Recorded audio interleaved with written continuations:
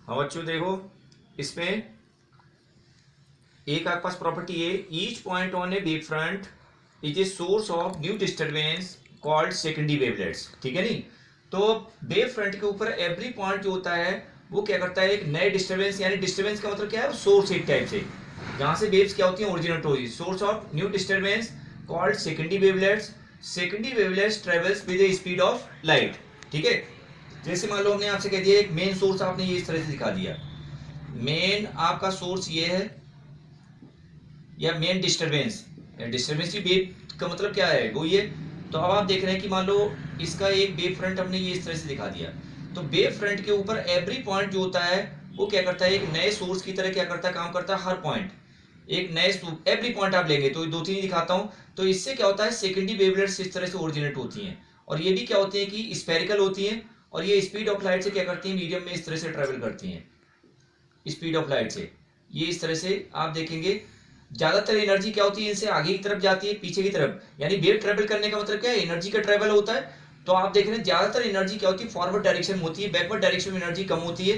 ठीक है नहीं? तो ये इस तरह से आप देखें, तो each point on A wave front is a source of new disturbance, एक नए डिस्टर्बेंस की तरह काम करते हैं, कॉल्ड सेकेंडरी वेवलेट्स। ठीक है नहीं?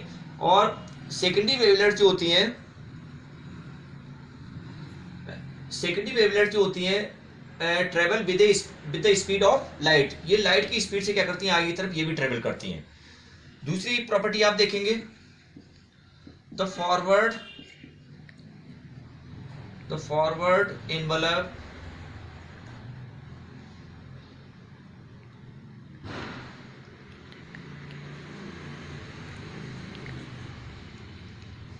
The forward envelope the forward envelope of the secondary wavelet of the secondary wavelets, the forward envelope of the secondary wavelets at any instant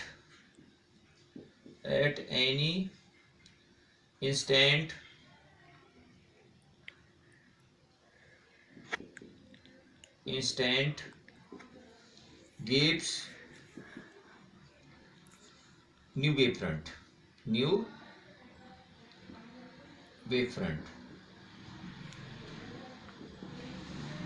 ठीक है? तो जैसे मान लो हमने आपसे कह दिया एक सोर्स आपने इस तरह से ले लिया, और मैं केवल दो तीन ऐसे ही दिखा देता हूँ इस डायरेक्शन में, सभी डायरेक्शन में नहीं दिखा रहा हूँ, क्योंकि ये वैसे तो आप देखें सभी डायरेक्शन में जाएगी। अब मान लो ये हमारा ये इस तरह से है, ये वैसे तो पूरी वेव होगी। ठीक है नहीं? अब इसके ऊपर जो है एवरी पॉइंट, समझने के लिए, अब ये हर पॉइंट जो होगा वो क्या करेगा, एक नए सोर्स की तरह, न्यू डिस्टर्बेंस की तरह काम करेगा। अब इससे जो होगा वो सेकेंडरी वेवलेट्स क्या होंगी, मीडियम में आगे की तरफ ट्रेवल करेंगी, इस तरह से सेकेंडरी वेवलेट्स। सभी सोर्स से आप देखें सेकेंडरी वेवलेट्स इस तरह से आगे मीडियम में ट्रेवल करेंगी। ठीक है नहीं? और ये सेकेंडरी वेवलेट्स आप देखेंगे, इसके ऊपर जो आगे की तरफ इन्वलप हम ड्रॉ करते हैं, ठीक है नहीं, ये क्या करता है कि न्यू वेव फ्रंट की तरह काम करता है, न्यू वेव फ्रंट की तरह। ये आपका प्राइमरी वेव फ्रंट था जो इनिशियली मान लो हमारा था, उससे क्या है सेकेंडरी वेवलेट से इस तरह से हमने आपको बताया भी था कि इन्होंने ये माना था कि ज्यादातर एनर्जी जो होती है वो क्या होती है, आगे की तरफ जाती है, पीछे की तरफ निग्लेजिबल होती है। क्यों जाती है ऐसा कुछ नहीं बताया था इन्होंने। तो आप देख रहे हैं कि अब इसके ऊपर अगर हम क्या करते हैं कि आगे की तरफ फॉरवर्ड डायरेक्शन में एक इस तरह से एनवलप आप ड्रॉ कर देते हैं, तो ये एनवलप जो होगा वो क्या करेगा, एक नए वेव फ्रंट की तरह काम करता है। अगर मान लो हम अब इससे भी आप देखेंगे, इसके ऊपर भी आप देखेंगे, तो ये इस तरह से ये सेकेंडरी वेवलेट्स आप देखेंगे इस तरह से निकलेंगी, ये भी सब स्पेरिकल होती हैं। अब इसके ऊपर हमने क्या कर दिया, एक नया वेव फ्रंट इस तरह से ड्रॉ कर दिया, तो ये भी क्या कहलाएगा, एक न्यू वेव फ्रंट आपके पास ये इस तरह से कहलाएगा। तो ये इस तरह से आपको वेव फ्रंट, इसमें इस तरह से वेव फ्रंट, सॉरी,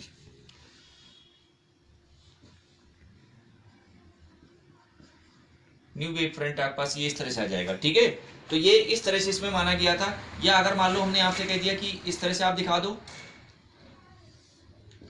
ये प्लेन वेव फ्रंट आपने इस तरह से दिखाया है, और हमने मान लो ये प्लेन सरफेस ऐसे ले ली, तो इसके ऊपर जो है वो एवरी पॉइंट जो होगा वो क्या करेगा, एक नए सोर्स की तरह काम करेगा।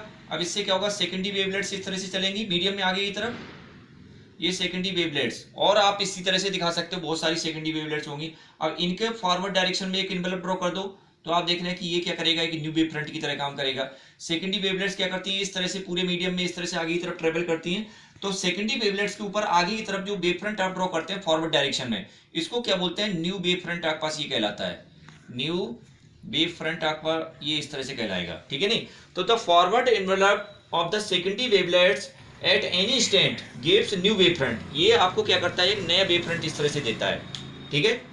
तो ये कुछ प्रॉपर्टीज अब ये इन्होंने दिए, तो इन्हीं को, इसका कोई बेस नहीं है, लेकिन आपको इन्होंने बताया था, ऐसे ही मान के चल रहे हैं, अब तक सारी चीजें प्रूफ हो रही हैं तो हम इसी को मान के चलते हैं, ठीक है नहीं। इन्होंने ये नहीं बताया कि भाई सारी एनर्जी, ज्यादातर एनर्जी आगे ही क्यों जाती है, पीछे की तरफ एनर्जी इतनी क्यों नहीं जाती है, ठीक है। तो ये सेकेंडरी, दूसरी आपके पास ये दूसरी प्रॉपर्टी हो गई। अब देखो तीसरी प्रॉपर्टी हम इसकी देखते हैं, थर्ड प्रॉपर्टी आपके पास क्या आ जाएगा, ठीक है। Secondary wavelets, secondary wavelets radiates, secondary wavelets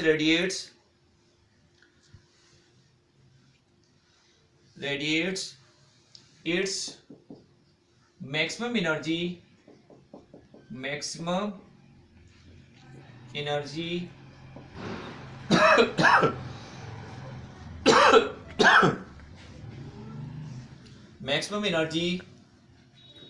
in the direction of wave propagation, यानी वेव के प्रोपेगेट करने की डायरेक्शन में ही क्या करता है, सारी ज्यादातर एनर्जी छोड़ता है सेकेंडरी वेवलेट्स, ठीक है नहीं। तो ये भाई मान के चलते हैं, इसमें वो हमने आपको समझा ही दिया। चौथा पॉइंट आप इसमें देख सकते हो, ठीक है। In a homogeneous medium, in a homogeneous medium, in a homogeneous medium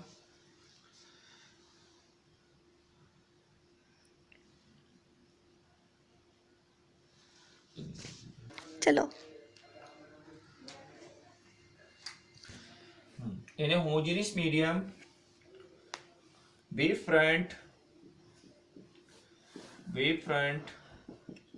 is always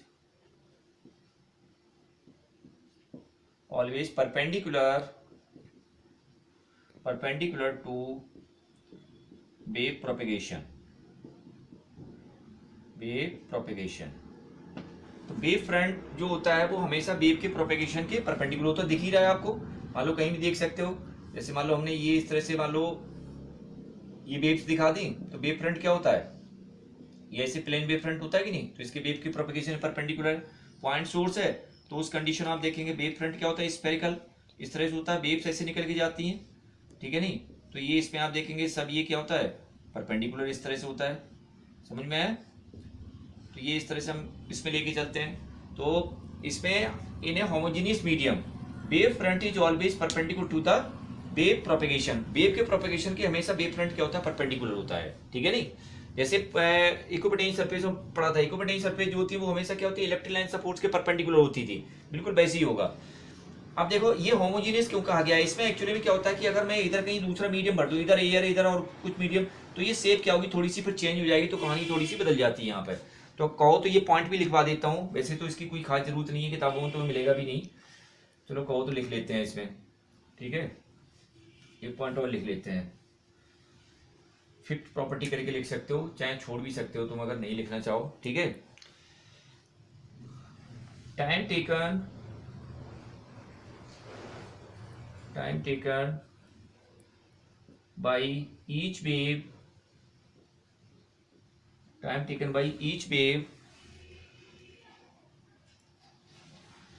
from one wave front